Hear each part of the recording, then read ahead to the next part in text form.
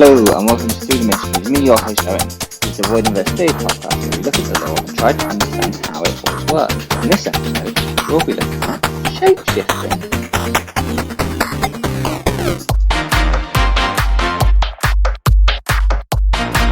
Hello everybody. Hello, welcome back. Welcome back to the show, everybody. Hello everybody. Hello everybody. Hello. Welcome back to the show. Yes, it's happening again. I haven't stopped yet. We're still on a roll. I'm on holiday at the moment, so I'm on an incredible roll. I really hope there isn't a bad echo because I'm in a different room. I can hear it now, but I tested it. I couldn't hear it in the mic, so sorry if there's a bad echo. Anywho, welcome back. Yes. So last month I, as always, shoved up a question on the Instagrams, and I got some responses this time, which is unusual, but exciting nevertheless. Nevertheless, and remember, you can always follow said Instagrams, which is @through_mist. Or if you don't have Instagram, but you still want to get in contact with the show, you can email through.t.mist@gmail.com. Both very viable options, and I'll be more than happy to receive your messages. I've had some, but they're on the back burner until I actually hit the episode for that. Anywho, yes, what was I saying? Oh yeah, so I put up a question. The question was, where does magic come from? Because that was the cliffhanger that the last episode ended on. And I got some responses back, and I'll just mention them now. She got one from a username that is just a load of letters I'm not going to pronounce. They gave us inner core or essence, which is a fun way to think about it. It's like that pool of magic that lives within inside these beings, people that we all apparently have. Yes. So that was one. And then also from our dear friends over at Podcast Poseidon, we got, it's a form of divine energy that can be channeled without genetic lineage to a specific god, which is a very good definition of how magical powers and magic, specifically like magician magic, works and rune magic work in the Percy Jackson world. It's a form of divine energy. We're going to try and work out what the divine energy over the course of a few episodes by looking at some other topics and just having that in the background in our heads. But and then the users channel that energy, but they do not have to have a genetic lineage to a specific god at all. They can do whatever they like. Which are all fun and great ideas, isn't it? Ain't they? Innit? That is that for the recap of last time / rambles. So, music and episode.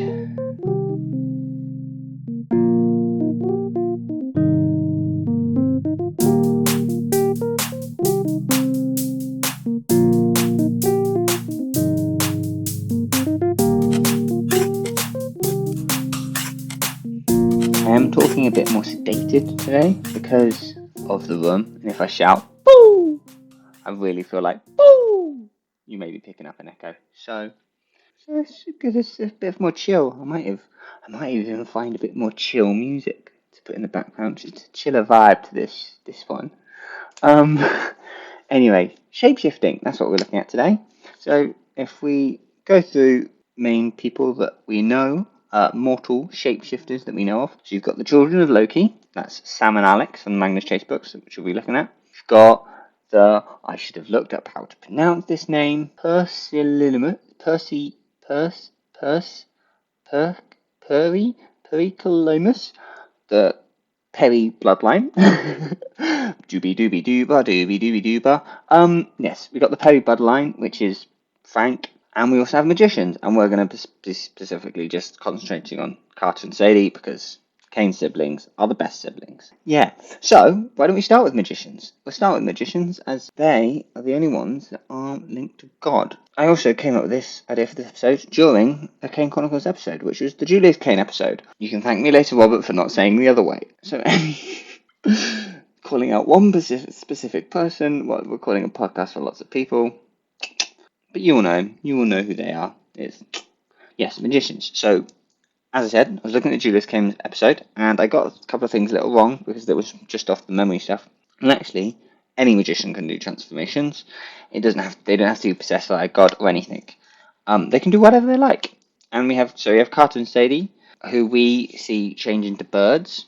and also clouds, which was helped by Set/Uncle Cain. Clouds also like the only non-animal transformation I think we see anyone do, which is cool, weird. I'm going to ignore that the clouds exist because you're transforming into a ball of water, which is more complicated than bees. I would like to point out for certain people. We'll get to that later. I'm sure Carter has a solid description because I'm pretty sure that's who we're in when the transformation happens. I'm on holiday and don't have access to books. Leave me alone. The bird types that we see Carter and Zadie transform into are like the national bird, the bird of the gods. So you see Sadie transforms into a kite, Carter transforms into a falcon, Mr. Horace himself is Mr. Falconhead. So you can see where that comes from quite nicely. That initial transformation they do is linked with the gods because they are hosting at the time. But you don't have to be a god host to transform because you can still use the power yourself internally. But when you transform, you are almost physically transforming into that other creature. You are not morphing yourself into a different thing. You're almost physically transforming into that other creature. Mentally, everything. Because you see it in the books, that you can only really transform for short periods of time. Otherwise, you can result in not being able to transform back, and you can get sucked into the world of being a bird for what we get. There's also another type of transformations that magicians can do, which is forceful transformations. You don't see anyone else do it. It's only magicians, and it's the same principle. However, you are making someone else do transforming. So, example again, the clouds. I think Set/Amos, whoever was in control at the time, forced them to become clouds. Like Carter and Sadie didn't become clouds themselves. They didn't go, I am cloud. Set/Amos went, you are cloud. It's a mind over matter thing. If you are stronger, you're stronger willed than the other person, you are better than the other person. Yes. I don't know how well that cohesively went together, but next.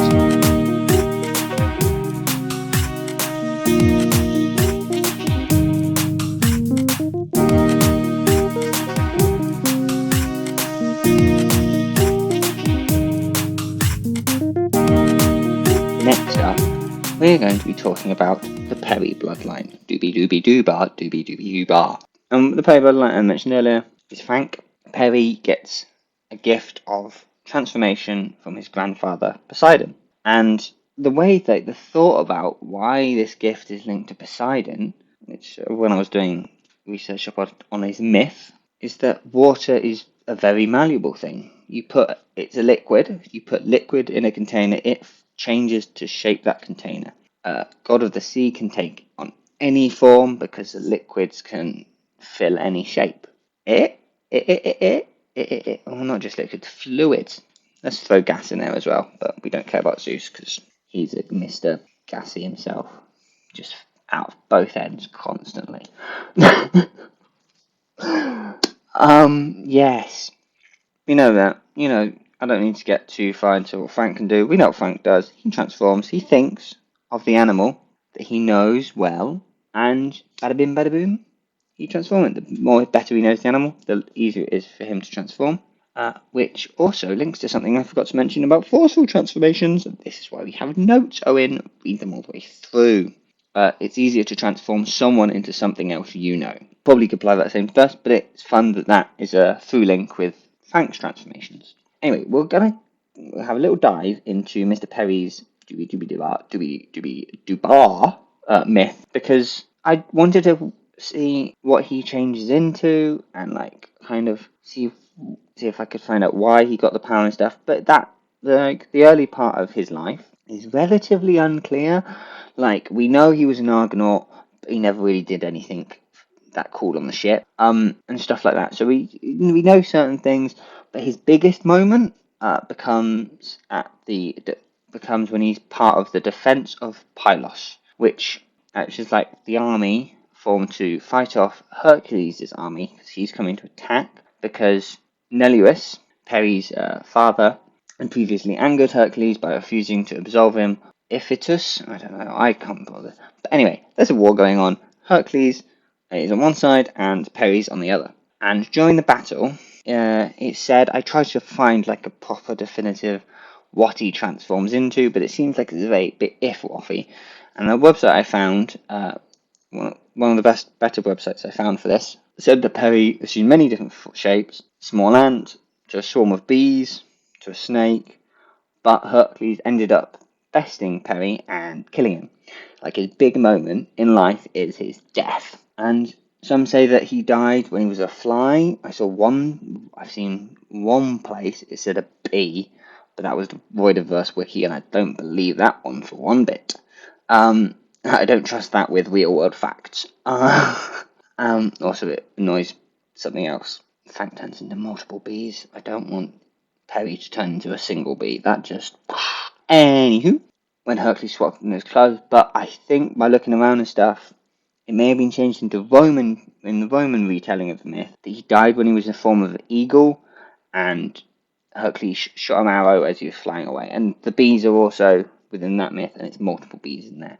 So it's a bit, his myth has gone through a few changes, but he turns into multiple bees, which is very important for Frank, and a question we have later. And Hercules killed him, and that's his big moment. And then it's a bloodline thing. It's a legacy thing. It is, you get with the Romans, you can have powers passed down, presumably weakened, but because this was a gift to not a demigod but a legacy, it seems that gift is stronger and gets passed down through all the bloodlines all over the world. So there's quite a few people that can now transform into multiple things. Yeah, I'm just gonna jump. Music.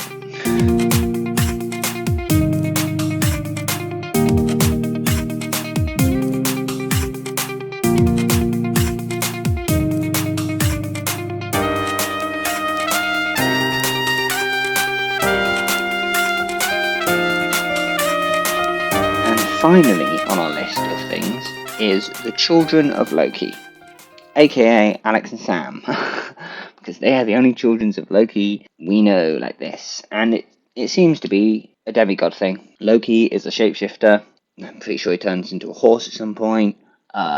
He switches genders, which is not really shapeshifting. I understand that, but it's the idea that he's loose and a bit like water, in the way of Perry had his powers given upon him by Poseidon. Yes, that's a much better way of putting it. It's because he's a bit like water. Also, the net.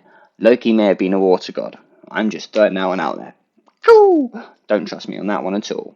And it's just an inherited power. Loki can shapeshift. His children can shapeshift, or his demigod children at least can shapeshift. And this is similar to what we see with other demigods, inheriting powers from their parents. But one notable thing that is different between the children of Loki shapeshifting and everyone else's is they can do very subtle changes. And a big one of this is Alex just shifts, was it her at the time? Her appearance to look more like Sam at the wedding that happens. And it's just the face that changes, and maybe she changes the whole self to match Sam's physique, but it is just, they can do subtle changes. They don't have to change animal. They can literally look like anyone they want as well. So keep that in mind for a question, for something that's about to happen after the final music break, because this is going to be a short episode.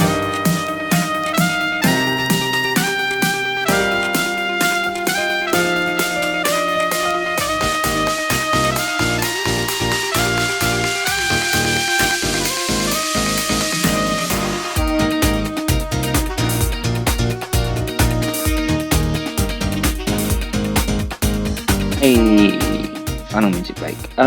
Yes, so I did something a bit different because I'm on holiday and I knew I needed something relatively simple to look at to be able to put out an episode this month. I did shapeshifting, but to help boost out the runtime maybe, or come up with different thoughts and opinions that people could have, I put out a community question before the episode happened.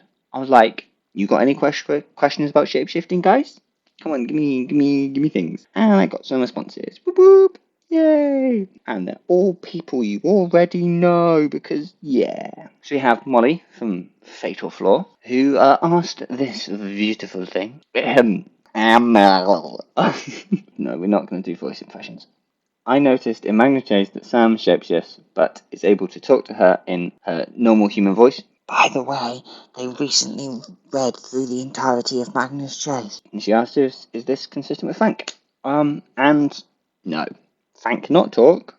How will they be able to talk and why can't Frank is, I think, comes back down to that subtle changes thing I said. If they are a big enough animal, they can almost morph the animal's facial features to be able to produce human sounds. So they could, just morph their voice box and a couple of facial features so that they communicate with their friends. Boom!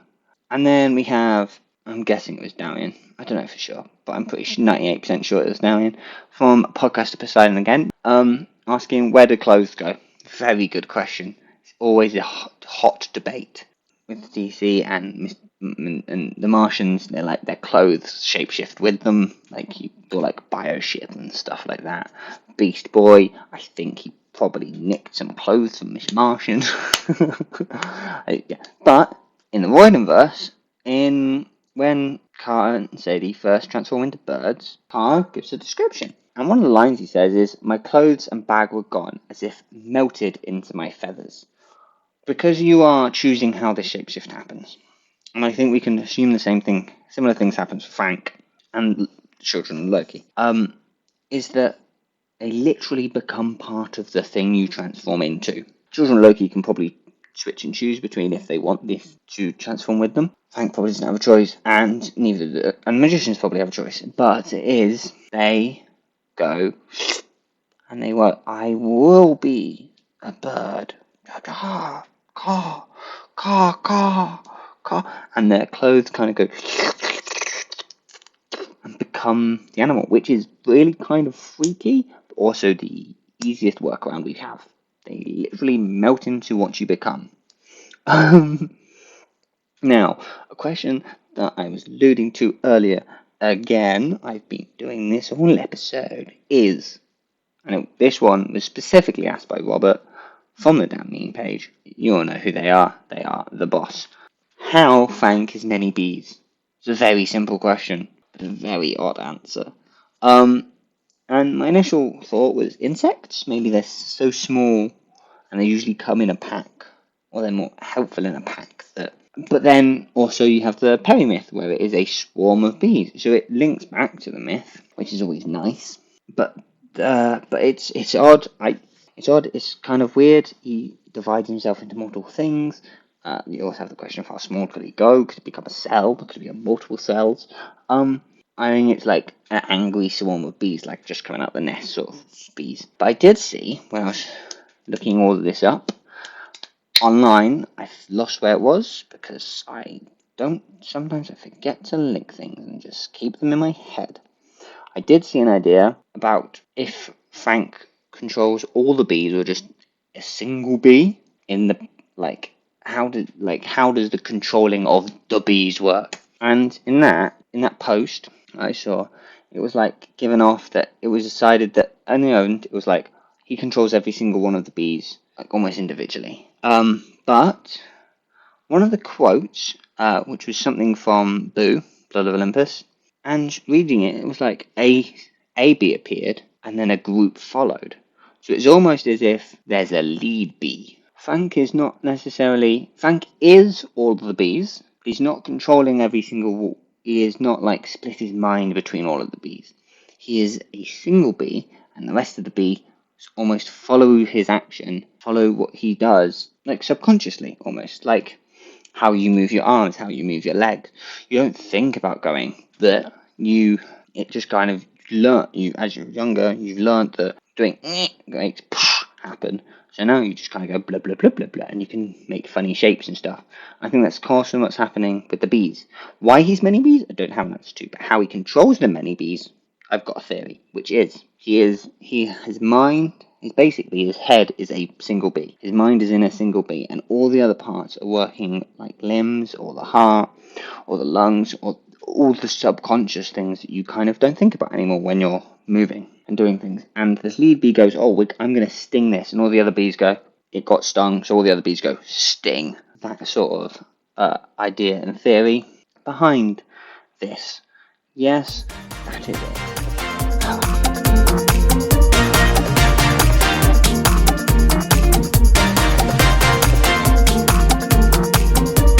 So, thank you for indulging this theory. If you have any comments or theories of your own that you want me to discuss, you can email them through to 3.t.mist@gmail.com, or you can follow the Instagrams and DM me there at 3_mist. Make sure to follow the podcast, like the podcast, subscribe to the podcast, whatever you do on whatever platform you're listening to get the podcast known. I've been Owen, and come back next time and try to see through the mist.